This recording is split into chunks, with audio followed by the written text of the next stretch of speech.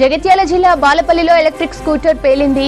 పేలుడు తాటికి ఓ ఇల్లు పూర్తిగా ధ్వంసమైంది. 3 నెలల క్రితం టీవీఎస్ కు చెందిన ఎలక్ట్రిక్ స్కూటర్ కొనుగోలు చేసిన వ్యక్తి ఇవాళ ఉదయం ఛార్జింగ్ పెడుతుండగా మంటలొచ్చాయి. దీంతో ఒక్కసారిగా బ్యాటరీ పేలిపోయింది. ఈ ప్రమాదంలో ఎవరికీ ప్రాణ నష్టం జరగలేదు. ఘటనా స్థలానికి చేరుకున్న ఫైర్ ఇంజన్లు మంటలను ఆర్పివేశాయి.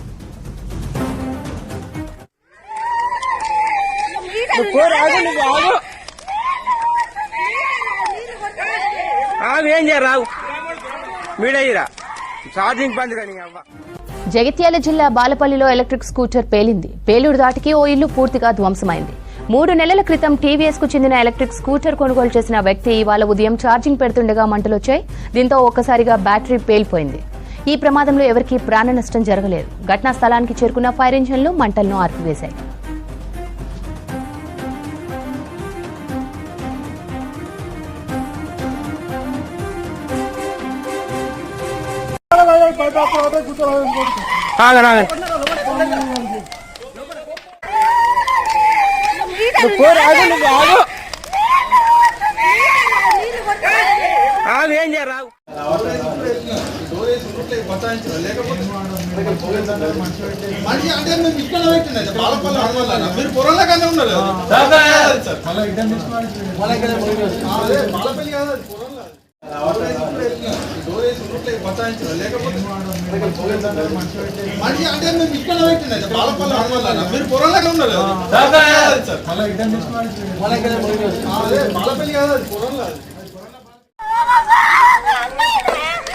ఆగే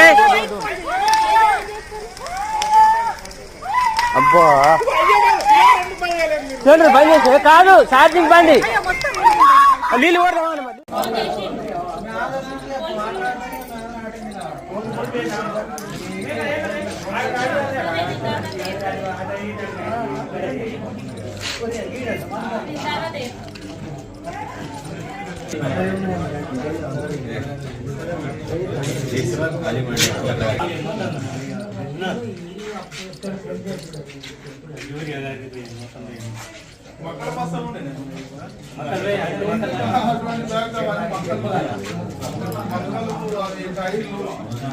అన్ని ఎందుకంటే ఈయన సామాన్ పెడతాం ఎక్కువ బయట పెడతాం ఎత్తుకోకూడదు.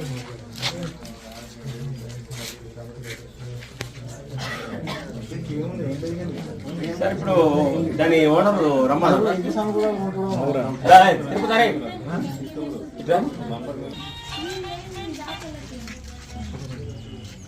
కంపెనీలతో మాట్లాడుతున్నారు.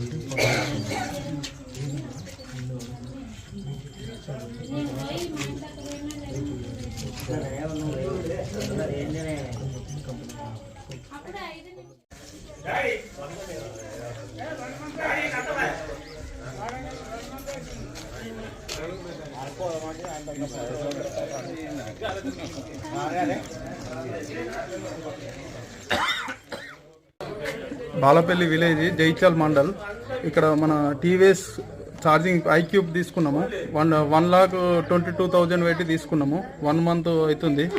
అయితే ఇక్కడ 30% ఛార్జింగ్ ఉన్నది. ఛార్జింగ్ ఉన్నాక ఛార్జింగ్ పెట్టినాము. ఇట్లా పక్క పండి పెరట్లకు పోదామని వెళ్ళినాము. వెళ్ళి వచ్చే వరకు మొత్తం ఫైర్ అయింది. ఫైర్ అయిందని ఏందని చూసే వరకు ఇక్కడ రేపు మక్క పెడదామని ఒక 20 బస్తాలు మక్కలు తీసినాము. ప్లస్ అడుగు మందు ట్రాక్టర్ సంబంధించిన మనకు హార్వెస్టర్ ఉంది. ఆ టైర్లు కూడా దాని పక్కకు పక్క సైడ్ పెట్టినాం అన్నట్టు, ఖాళీ స్థలం ఉందని.